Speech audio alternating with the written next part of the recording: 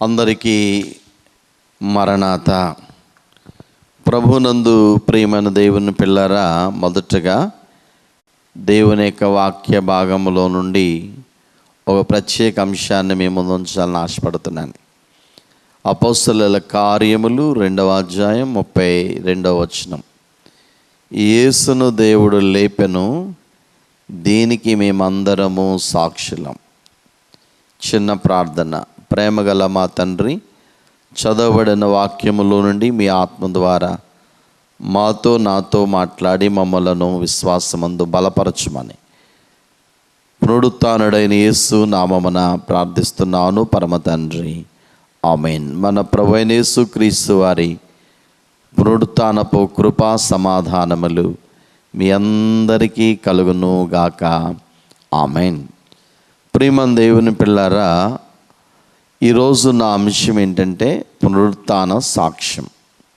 యేసుక్రీస్తు ప్రభు లేఖనాల ప్రకారముగా ఆయన ఈ లోకంలోనికి వచ్చిన తర్వాత సిలువలో ఘోర శ్రమలు అనుభవించి మరణించి సమాధి చేయబడి, ముందుగా చెప్పబడినట్లుగా ఆయన 3వ దినాన తిరిగి లేచాడు.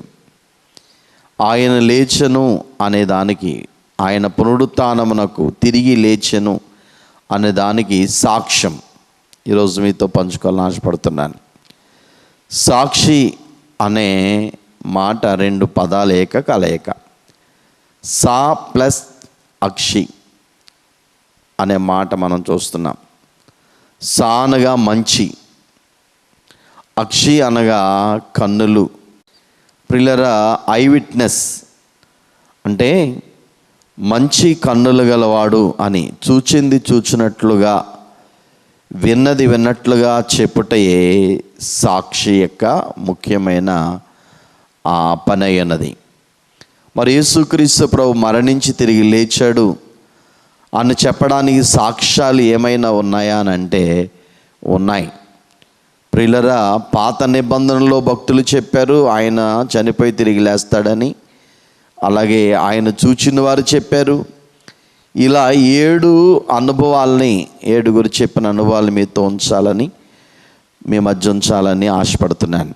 మొదటగా పాత నిబంధన భక్తుల యొక్క సాక్ష్యం. ఇది ప్రవచనాత్మకమైన సాక్ష్యం, ప్రొఫెటిక్ విట్నెస్ అంటారు దీన్ని. మొదట యోబు సాక్ష్యం. యోబు గ్రంథం 19వ అధ్యాయం 25 నుంచి 26 వచనాల్లో మనం చూస్తాం. యోబు భక్తుడు చెప్పారు విశ్వాసముతో, అయితే నా విమోచకుడు సజీవుడనియు తరువాత ఆయన భూమి మీద నిలిచుననియు నేను ఎరుగుదును. ఇలాగూ నా చర్మం చీకిపోయిన తర్వాత శరీరముతో నేను దేవుని చూచేదను. యోబు భక్తుని జీవితం మనకు తెలుసు. ఆయన ఎంతో భయంకరమైన శ్రమలు అనుభవించాడు. అట్టి శ్రమలలో యేసు ప్రభు శ్రమపడి మరణించి తిరిగి లేచే అనుభవాన్ని ఆయన కళ్ళారా చూచాడు. ఇది దర్శన రూపంలో అనొచ్చు, విశ్వాసముతో అనొచ్చు, లేకపోతే ఆయన పరిశుద్ధాత్మ పూర్ణుడై ప్రవచనాత్మకంగా అనొచ్చు. ఆయన ఎన్నో శ్రమలు అనుభవించిన ప్రభు యొక్క పునరుత్థానాన్ని గురించి ముందుగానే ప్రకటించాడు. ఆయన సాక్ష్యం చెప్పాడు. దావీదు భక్తుని యొక్క సాక్ష్యం, రాజుగారి సాక్ష్యం. క్రీస్తు పాతాళములో విడవలేదనియు ఆయన శరీరము కుళ్ళిపోలేదనియు దావీదు ముందుగా తెలుసుకొని ఆయన పునరుత్థానము గురించి చెప్పాను. అపోస్తలుల కార్యము 2:37 మనం చూస్తాం. ఈయన కూడా దర్శన రూపంలోనూ ప్రవచనాత్మకంగానూ చెప్పినట్లుగా చూస్తాం. కీర్తనల గ్రంథం 16:10 మనము ఈ యొక్క మాట మనం చూస్తాం. ఎందుకనగా నీవు నా ఆత్మను పాతాళములో విడిచిపెట్టవు, నీ పరిశుద్ధుని కుళ్ళిపట్టనీయు అనే మాట. యేసు ప్రభు సమాధి చేయబడి 3వ దినాన లేస్తాడు. ఆయన శరీరము డీకంపోజ్ అవ్వదు, అనగా కుళ్ళిపోదు. దావీదు గారికి ముందే ప్రభు బయలుపరిచాడు. ఆయన సజీవుడు అని దావీదు గారు పూర్వమే సాక్ష్యం ఇచ్చాడు. హోషేయ భక్తుడు హోషేయ గ్రంథం 13-14 వచనాల్లో, ఆయనను పాతాళ వశములోనైన వారిని విమోచింతను, మృత్యు నుండి వారిని రక్షింతను. ఓ మరణమా నీ విజయం ఎక్కడా, ఓ మరణమా నీ ముళ్ళెక్కడా, పశ్చాత్తాపమునకు మరి పుట్టదు నాకు పుట్టదనే మాటలు మనం చూస్తూ ఉంటాం. ఈయన యేసుక్రీస్తు ప్రభు మరణాన్ని పాతాళంలోకి వెళ్ళి అక్కడ ఉన్న చెరలో ఉన్న ఆత్మలను మొదలుకొని ఆ దొంగ వరకు ఉన్న ఆత్మలను ఆయన మరణం అప్పటికి మరి జయించలేదు గనుక అందరూ మరణం చేతుల్లో బందీలయ్యారు. భక్తులు సైతం వారిని ప్రభు విమోచించి ఆయన ఆ పాతాళపు యొక్క శక్తి, మరణం అపవాది దాని ముళ్ళు విరిచి ఆయన పునరుత్థానుడయ్యాడు, తిరిగి లేచాడు. ఆ హోషేయ భక్తుడు ముందుగానే తెలియజేశాడు. అది కొరింథీయులకు రాసిన మొదటి పత్రిక 15:53-55 వచనాల్లో మనం చూసినప్పుడు, క్షయమైన ఈ శరీరం అక్షయతను ధరించుకోవలసినది, మత్స్యమైన ఈ శరీరం అమర్త్యతను ధరించుకోవలసినది. ఈ క్షయమైనది అక్షయతను ధరించుకున్నప్పుడు, ఈ మత్స్యమైనది అమర్త్యం ధరించుకున్నప్పుడు విజయమందు మరణము మృంగివేయబడును అని వ్రాయబడిన వాక్యము నెరవేరును. ఓ మరణమా నీ విజయం ఎక్కడ, ఓ మరణమా నీ ముళ్ళెక్కడ. కాబట్టి మరణపు కోరలను పెరికి ఆ ముళ్ళును విరిచేశాడు ప్రభు. ఇప్పుడు జయించాడు, ఆయన మరణించి తిరిగి లేచాడని చెప్పడానికి సాక్ష్యం. కాబట్టి ప్రభునందు ప్రియులారా, ఈ పాత నిబంధన భక్తులు ఇచ్చిన ప్రవచనాత్మకమైన దర్శనాత్మకమైన సాక్ష్యం అని చెప్పచ్చు. అలాగే యేసు ప్రభు తిరిగి లేచిన తర్వాత ఎప్పుడైతే ఆయన సమాధి నుంచి బయటకు వచ్చారో ఆ పరలోక వాసులైన దేవదూతలు వచ్చి సాక్ష్యం చెప్పారండి. లూకాసు వార్త 24:6-7 ఆయన ఇక్కడ లేడు, ఆయన లేచి ఉన్నాడు, ఆయన ఇంకా గలీల్లో ఉండినప్పుడు మనుష్య కుమారుడు పాపిష్టులైన మనుషుల చేతికి అప్పగింపబడి సిలువ వేయబడి 3వ దినాన లేవవలసి ఉన్నదని ఆయన మీతో చెప్పిన మాట జ్ఞాపకం చేసుకుని వారితో అన్నరి. చూడండి, 2 దేవదూతలు పరలోకం నుండి వచ్చి ఆ ఖాళీ సమాధి దగ్గర నిలిచి ఉన్నప్పుడు తెల్లవారుజామున ఈ స్త్రీలైన వారు వెళ్ళి సమాధిని వెతుకుచున్నప్పుడు అక్కడ దేవదూతలు ఇచ్చిన విట్నెస్, ఆయన ఇక్కడ లేడు, లేచి ఉన్నాడు అనే మాట. ఆయన పునరుత్థానుడు అనే సాక్ష్యాన్ని మనుషులు కాదండి, పరలోక వాస్తవులు పరిశుద్ధులైన దేవదూతలైన వారు యేసు ప్రభు సజీవుడని సాక్ష్యాన్ని ఇచ్చాయి. మార్కు సువార్త 16:6-9 కూడా, అందుకతడు కలవరపడకుడి, సిలువేయబడిన నజరేయుడు యేసును మీరు వెతుకుచున్నారు, ఆయన లేచి ఉన్నాడు, ఇక్కడ లేడు. వారు ఆయనను ఉంచిన స్థలమును చూడుడి. ఆ తెల్లవారుజామున వెళ్ళినటువంటి ఆ మరియకు అక్కడ ఉన్నటువంటి స్త్రీలైన వారికి వారు సాక్ష్యం ఇచ్చినట్లుగా మనం చూస్తూ ఉంటాం. కాబట్టి భూలోకములో ఉన్నటువంటి మనుషులు కాదు, పరలోక వాస్తవులు కూడా యేసు ప్రభు సజీవుడని సాక్ష్యం ఇచ్చారు. మూడవదిగా మనం చూసినప్పుడు సృష్టి సాక్ష్యం అండి. మత్తయి సువార్త 28:2 ఇదిగో ప్రభుదూత పరలోకము నుండి దిగివచ్చి రాయి పొరలించి దాని మీద కూర్చుని అప్పుడు మహాభూకంపం కలిగాను. మార్కు 16:2-4 వారి ఆదివారం పెందలకడ లేచి బయలుదేరి సూర్యోదయమైనప్పుడు సమాధి యొద్దకు వచ్చుచుండగా సమాధి ద్వారం నుండి మన కొరకు ఆ రాయి ఎవడు పొరలించి ఒకరితో ఒకరు చెప్పుకొనిరి. వారు వచ్చి కనులెత్తి చూడగా రాయి పొరలింపబడి చూచిరి, ఆ రాయి ఎంతో పెద్దది. లూకా 24:2 కూడా సమాధి ముందర ఉండిన రాయి దొరిలింపబడిట చూచి లోపలికి వెళ్ళిరి. యోహాను 20 వచనములో మనం మొదటి వచనంలో మనం చూసినప్పుడు కూడా అక్కడ రాయి పొరలించబడి ఉండేట, అనగా సమాధి తెరబడింది, అంటే ఖాళీ సమాధి. యేసు ప్రభు సమాధులు లేడు. సమాధి ఆయనను బంధించి ఉంచలేకపోయింది, మరణమే బంధించి ఉంచలేకపోయింది. ప్రపంచానికి సృష్టి సాక్ష్యమిస్తూ ఉంది. ఇప్పటికీ పాలస్తీనా వెళ్తే ఆయన సమాధి తెరవబడి ఉన్నది. ఇది సృష్టి పునరుత్థానుడైన యేసు ప్రభువుకి సాక్ష్యమిస్తూ ఉంది. 4వదిగా మనం గమనించినట్లయితే మగ్దలేన మరియ యొక్క సాక్ష్యం. మనుషులలో ప్రభు లేచిన తర్వాత మొట్టమొదట ప్రభు ఈమెకే కనబడ్డారు. మార్కు సువార్త 16:9-11 ఆదివారమున తెల్లవారినప్పుడు యేసు లేచి తాను 7 దయ్యములను వెలగొట్టిన మగ్దలేనే మరియకు మొదట కనబడెను. ఆమె ప్రభువుని మొట్టమొదట చూచే ధన్యత, భాగ్యం ఆమెకి కలిగిందండి. మొదటగా ఈమె చరిత్ర చూస్తే 7 దయ్యాలు పట్టిన ఆమె అండి. ప్రభు ఆమెను స్వస్థపరచుటను బట్టి ఆమె ప్రభు సాక్షిగా బ్రతికింది. అందరికంటే ముందు శిష్యుల దగ్గరికి వెళ్ళి కంటే ముందు ఆమె ప్రభుని వెతికినట్లుగా మనం చూస్తూ ఉంటాం. ఎంత ధన్యత అండి. యోహాను సువార్త 20:16లో కూడా యేసు ఆమెను చూచి మరియా అని పిలిచెను. ఆమె ఆయన వైపు తిరిగి ఆయన హెబ్రీ భాషలో రబ్బూని అని పిలిచెను. ఆ మాటకు బోధకుడు అని అర్థం. మరియా సాక్ష్యం ఇచ్చింది, యేసు నాతో కనబడ్డాడు, ఆయన నాతో ఈ మాటలు చెప్పానని శిష్యులకు సాక్ష్యం చెప్పింది. అయినా వారు నమ్మలేదండి. ప్రియులారా, ఎంత భయంకరమైన స్థితి. కాబట్టి మరియా, మగ్దలేనే మరియా క్రీస్తు కొరకు భూమి మీద మనుషులలో మొదటి సాక్షి. 5వదిగా మనం చూసినప్పుడు అపోస్తలుల కార్యములు 2వ అధ్యాయం 32 మన ప్రసంగ టైటిల్ వాక్యాన్ని మనం చూసినప్పుడు అపోస్తలుల సాక్ష్యం అనగా శిష్యులైన వారికి సాక్ష్యం. దాదాపు ఆయన మరణించి తిరిగి లేచిన తర్వాత సుమారు ఆయన 11 మారులు ప్రత్యక్షమయ్యాడు. దాదాపు 500 మందికి పైగా ఆయన కనబడ్డాడు. పునరుత్థానుడైన తర్వాత ఆయన మనం గమనించినట్లయితే 40 రోజులు అందరికీ అగపడ్డాడు. యేసును దేవుడు లేపెను, దీనికి మేమందరము సాక్షులం. పేతురు గారు చెప్తున్నాడు ఈ మాట. యేసుక్రీస్తు ప్రభుని తండ్రి లేపాడు, ఆయన మరణించి తిరిగి లేచాడు, అందుకు మేమందరము సాక్షులం. చూడండి, యోహాను మొదటి పత్రిక 1వ అధ్యాయం 1-2 వచనాల్లో సాక్ష్యం అంటే నిర్వచనం చెప్తున్నాడు. జీవవాక్యమును గూర్చున్నది ఆది నుండి ఏది ఉండెనో, మేమేది వింటమో, కన్నులారా ఏది చూచితమో, ఏది నిదానించి కనుగొంటమో, మా చేతులు దేనిని తాకి చూచెనో అది మీకు తెలియజేయుచున్నాం.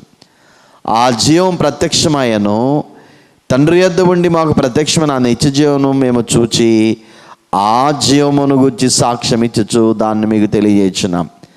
సాక్ష్యం అంటే ఏమిటి?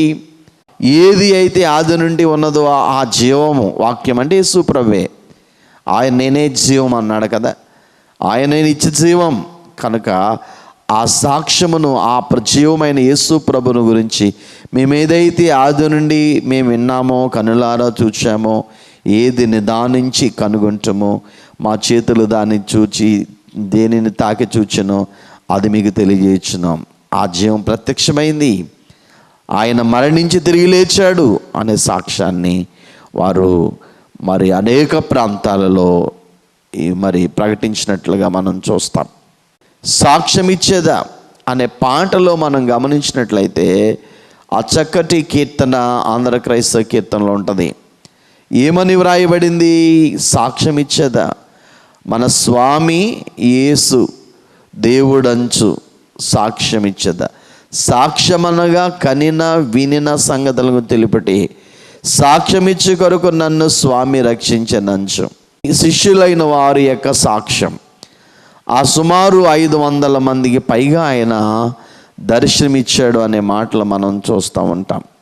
యోహాను ఆయన రుజువులు చేశాడు. యోహాను 20:20లో ఆయన ఇలాగ చెప్పేవారికి తన చేతులను ప్రక్కన చూపగా శిష్యులు ప్రభును చూచి సంతోషించిరి.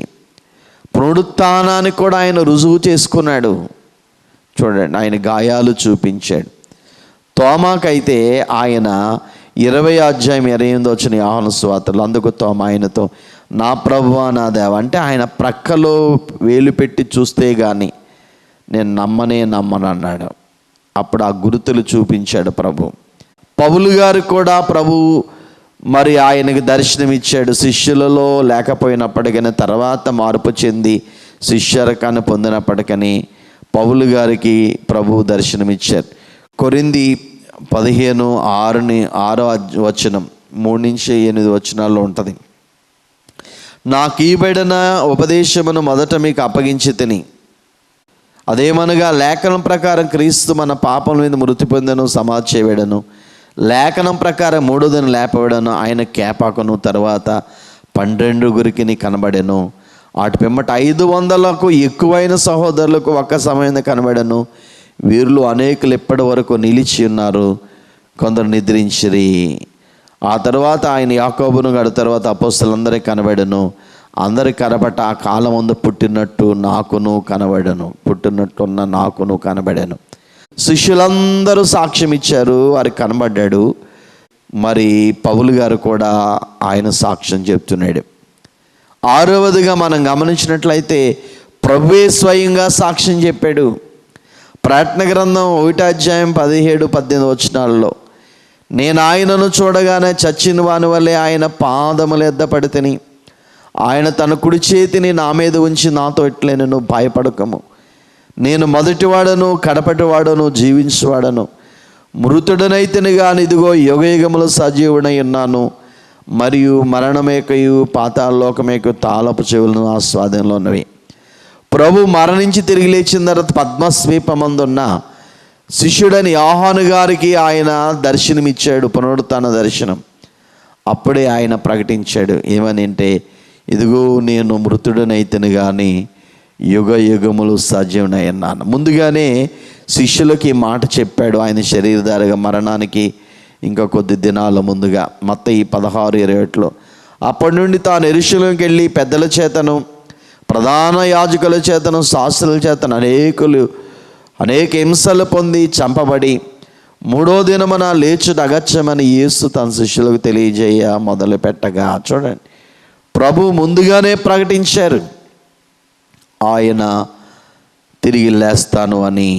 యోహాను 2:19 మనం గమనించినట్లయితే, యేసు ఈ దేవాలను పడగొట్టండి, 3 దినముల్లో దాన్ని లేపుదని వారితో చెప్పాడు. అనగా ఈ శరీరం అనే దేవాలయం గురించి వారు అపార్థం చేసుకున్నారు. మత్తయి సువార్త 12:40 యోనా 3 రాత్రింబగళ్ళు తిమింగలము కడుపులో ఎలాగుండెనో అలాగూ మనుష్య కుమారుడు 3 రాత్రింబగళ్ళు భూగర్భములో ఉండును అని. ప్రియులారా, ఈ ప్రవచనం ప్రభువే చెప్పారు. యోహాను 10:17-18 వచనాల్లో కూడా, నేను దాని మరలా తీసుకున్నట్లు నా ప్రాణం పెట్టుచున్నాను, ఇందువల్లనే నా తండ్రి నన్ను ప్రేమించుచున్నాడు, ఎవడును నా ప్రాణం తీసుకున్నాడు, నా అంతటి నేనే దాన్ని పెట్టుచున్నాను, దాన్ని పెట్టుటకు నాకు అధికారము కలదు, దానిని తిరిగి తీసుకుంటూ నాకు అధికారం కలదు, నా తండ్రి వాళ్ళని ఆజ్ఞ పొందుతానని చెప్పాడు. చూడండి, ఆయనే ఇష్టపూర్వకంగా మనుషులందరి పాప పరిహారం కొరకు ప్రాణం పెట్టాడు.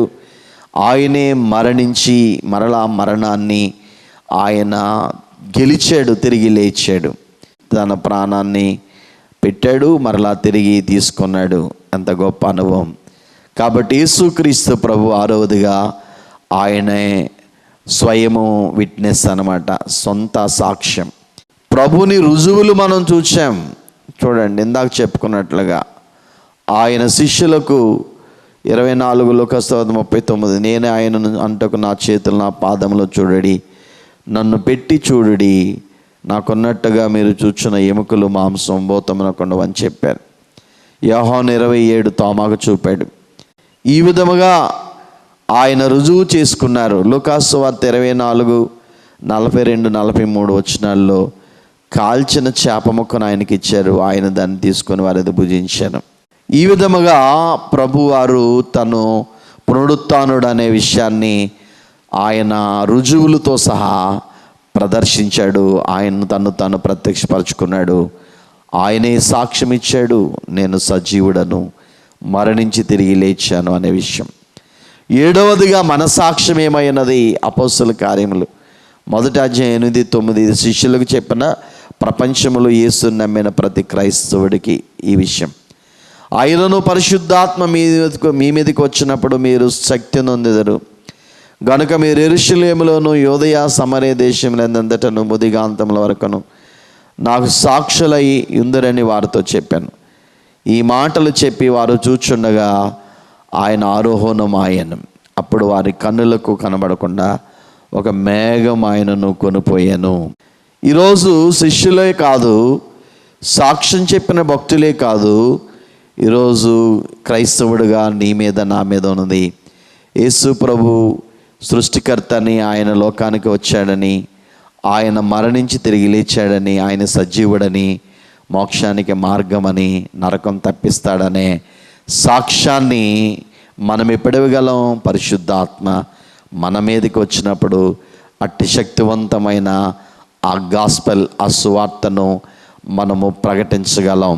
సర్వ సృష్టికి వెళ్ళి సువార్తను చాటాలి. మార్కు 16:15 వచనములో మనం చూస్తాం.